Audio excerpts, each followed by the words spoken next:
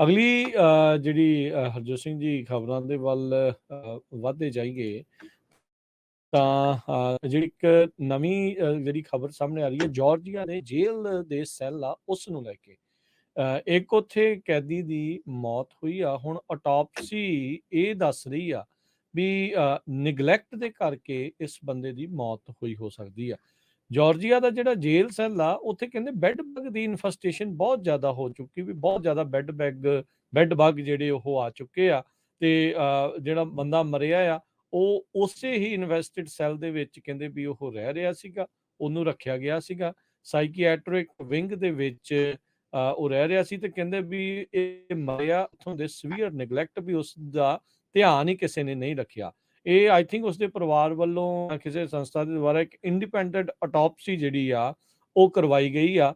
ਉਹਦੇ ਫੈਮਿਲੀ ਦੇ ਜਿਹੜੇ ਲਾਇਰਸ ਆ ਉਹਨਾਂ ਨੇ ਇਹ ਆਟੋਪਸੀ ਰਿਲੀਜ਼ ਕੀਤੀ ਆ। ਲਸ਼ੌਨ ਥਾਮਸਨ 35 ਸਾਲਾਂ ਦਾ ਸਤੰਬਰ ਦੇ ਵਿੱਚ ਇਸ ਦੀ ਮੌਤ ਹੋ ਗਈ ਸੀ। 3 ਮਹੀਨੇ ਫੁਲਟਨ ਕਾਉਂਟੀ ਦੀ ਜੇਲ੍ਹ ਜਿਹੜੀ ਅਟਲਾਂਟਾ 'ਚ ਆ ਉੱਥੇ ਇਹ ਰਹਿ ਰਿਹਾ ਸੀ, ਉਹਨੂੰ ਇੱਥੇ ਰੱਖਿਆ ਗਿਆ ਸੀਗਾ। ਸੋ ਨੋ ਡਾਊਟ ਦੇਖੋ ਕੋਈ ਕਿਸੇ ਨੇ ਜੁਰਮ ਕੀਤਾ ਆ ਉਸ ਨੂੰ ਜਿਹੜੀ ਉਸਦੀ ਬਣਦੀ ਸਜ਼ਾ ਜਿਹੜੀ ਆ ਉਹ ਮਿਲਣੀ ਆ, ਉਹਨੂੰ ਕੈਦ ਦੇ ਵਿੱਚ ਰੱਖਿਆ ਗਿਆ ਆ।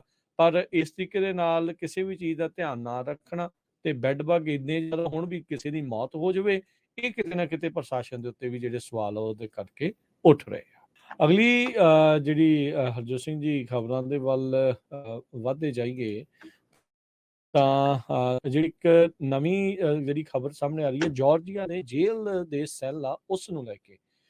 ਇੱਕ ਉੱਥੇ ਕੈਦੀ ਦੀ ਮੌਤ ਹੋਈ ਆ। ਹੁਣ ਆਟੋਪਸੀ ਇਹ ਦੱਸ ਰਹੀ ਆ ਵੀ ਨਿਗਲੈਕਟ ਦੇ ਕਰਕੇ ਇਸ ਬੰਦੇ ਦੀ ਮੌਤ ਹੋਈ ਹੋ ਸਕਦੀ ਆ।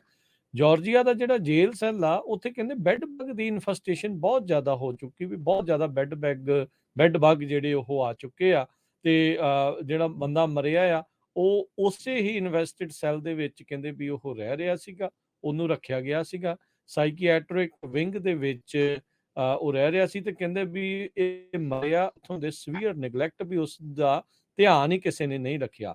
ਇਹ ਆਈ ਥਿੰਕ ਉਸਦੇ ਪਰਿਵਾਰ ਵੱਲੋਂ ਕਿਸੇ ਸੰਸਥਾ ਦੇ ਦੁਆਰਾ ਇੱਕ ਇੰਡੀਪੈਂਡੈਂਟ ਆਟੋਪਸੀ ਜਿਹੜੀ ਆ ਉਹ ਕਰਵਾਈ ਗਈ ਆ।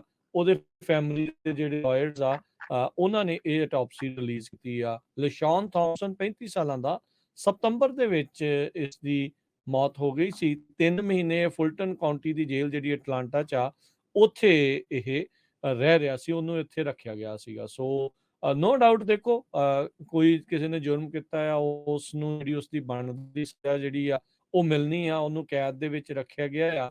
ਪਰ ਇਸ ਤਰੀਕੇ ਦੇ ਨਾਲ ਕਿਸੇ ਵੀ ਚੀਜ਼ ਦਾ ਧਿਆਨ ਨਾ ਰੱਖਣਾ ਤੇ ਬੈੱਡ ਬਗ ਇੰਨੇ ਜ਼ਿਆਦਾ ਹੁਣ ਵੀ ਕਿਸੇ ਦੀ ਮੌਤ ਹੋ ਜਾਵੇ, ਇਹ ਕਿਤੇ ਨਾ ਕਿਤੇ ਪ੍ਰਸ਼ਾਸਨ ਦੇ ਉੱਤੇ ਵੀ ਜਿਹੜੇ ਸਵਾਲ ਆ ਉਹਦੇ ਕਰਕੇ ਉੱਠ ਰਹੇ ਆ।